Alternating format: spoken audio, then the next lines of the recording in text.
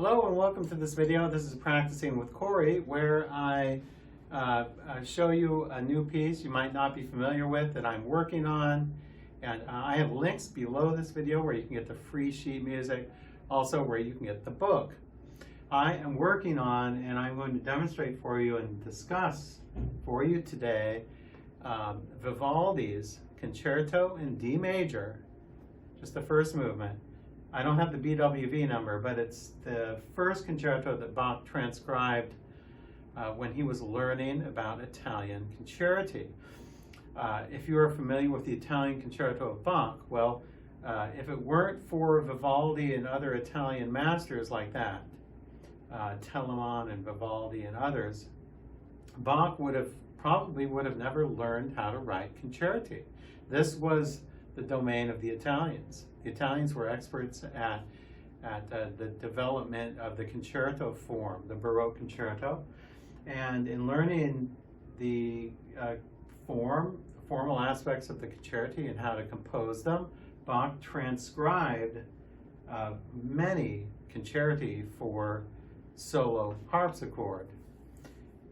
This is a really delightful piece. It's actually it comes from a violin concerto of Vivaldi that, of course, is just played on solo keyboard or solo piano. And I'm going to discuss it today. It's only 2.5 minutes long if you play it at the proper speed. So when you hear the word concerto, you probably think, oh my gosh, it's a big, long piece like the Tchaikovsky concerto, lasts half an hour. No. These Baroque concerti were tiny little gems. Both the first movement, second movement, third movement all together in this concerto last about 6 minutes, or maybe a little over 6 minutes. Bach's Italian concerto, on the other hand, lasts 12 minutes. All three movements, about 12 minutes. So it's like a mini Italian concerto. If you want to learn the Italian concerto by Bach, you should start here with one of these more miniature concerti by Vivaldi or other Italian masters. One of the things that's unique about these concerti is the use of the tutti and solo parts. Tutti, which is indicated here at the beginning, and solo, which is right here in measure 9, are aspects of the concerto. The tutti is the full orchestra playing, and in terms of performance, it's usually done forte. So if you're playing a piano, you want to try to play that mostly forte, a stronger touch. When you get to the solo parts, it's a lighter touch, or piano. And Bach, this is what Bach indicates in the Italian concerto. When it's tutti, when it's supposed to emulate the full orchestra, it's forte. When it emulates the solo part, it's piano. It's really a very unique form, and it really requires a lot of dynamic control for the performer. I'm going to play the opening here, and I have my metronome set at 84. 84, by the way, was the standard default Baroque allegro, according to my research that I've done in the past. 84, not 80, but 84. So I'm going to play it without the metronome. I'm just measuring it here.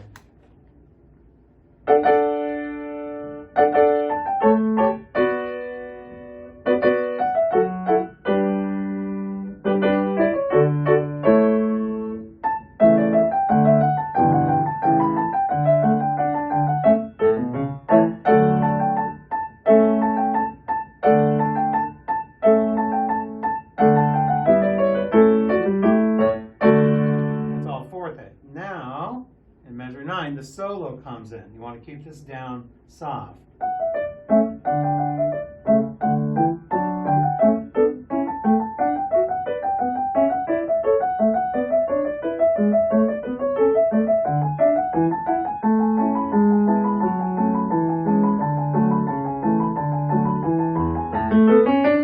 And when you get to measure 16, it's a tutti again. That's the full orchestra coming back after the soloist had his part. Now, you might have heard that I use pedal. Do not be scared of pedal. you should use pedal on this. I like to use pedal mostly on the strong beats when it's tutti, like there, there, there, and there. Usually on beat 1 and sometimes on beat 3. I like to use the pedal to give it that extra resonance. Also, you can see in measures 14 and 15 here in the solo part, you have quarter notes in the bass, and it's almost impossible to do it legato with the fingers. So it's a nice effect to use pedal.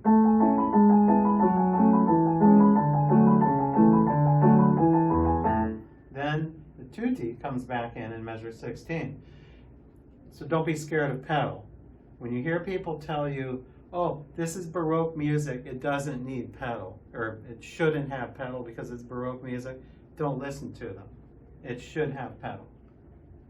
Okay? There are many Baroque pieces that don't need pedal, but this is not one of them. So now, measure 16 in the tutti.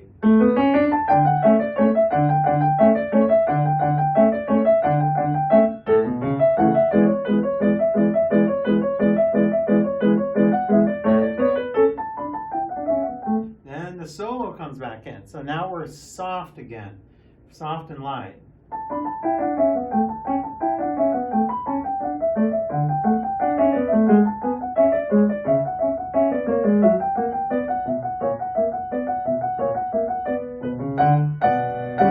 Now we're back to the full orchestra here.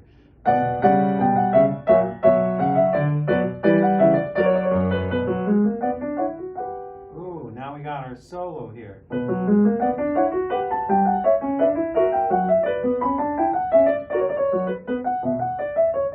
Extended solo part here, so it's piano.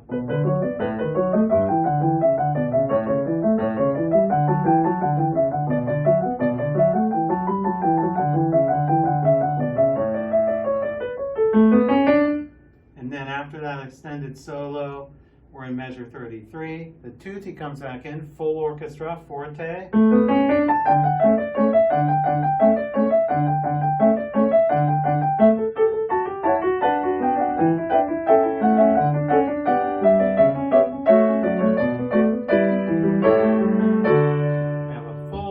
There. Once again, don't be scared of your pedal. I like to use it. Pedal, pedal, pedal, pedal, and pedal. There. Definitely needs pedal. You know, this passage here in measure 35, 36, 37, it's always reminded me of much of the prelude from English Suite number 4 in F major. I don't have the music with me, but if you check that out, go to English Suite number 4 by Bach and look at the prelude. Okay, it's a pretty long prelude in F major, and it has these sequences very much like this.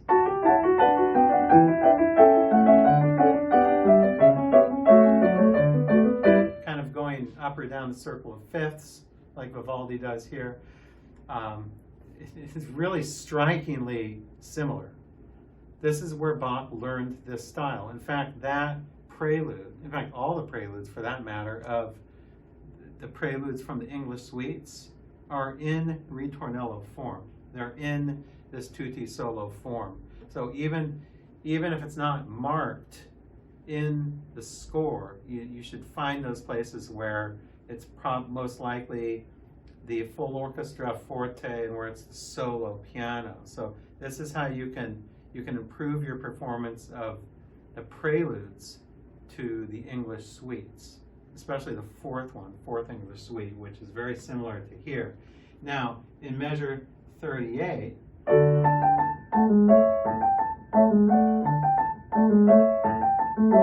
goes back to very light solo, and then in measure 40, then he goes back to tutti.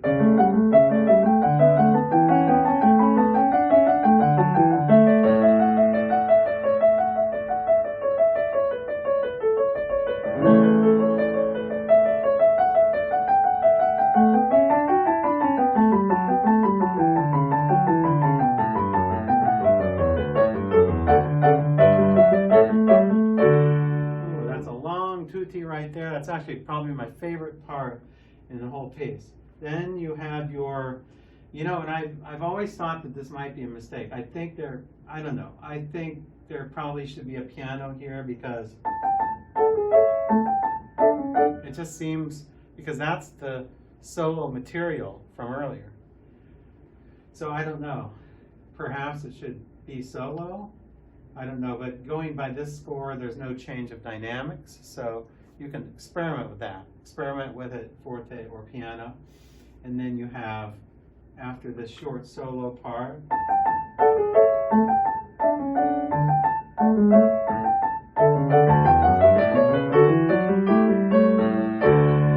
then you have your conclusion there. Let me see.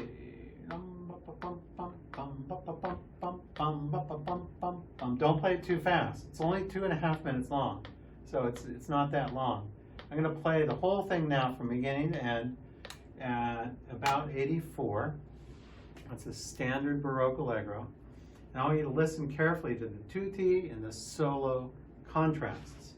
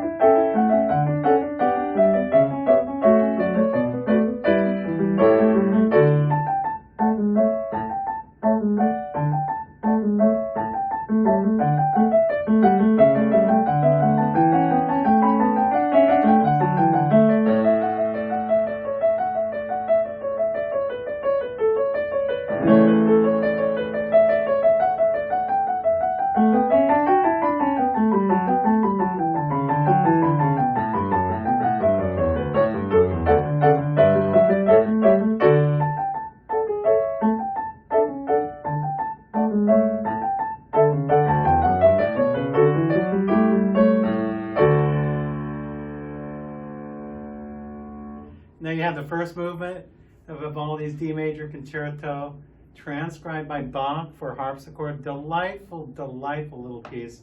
Also, the second movement is very beautiful. It's a larghetto, very slow movement.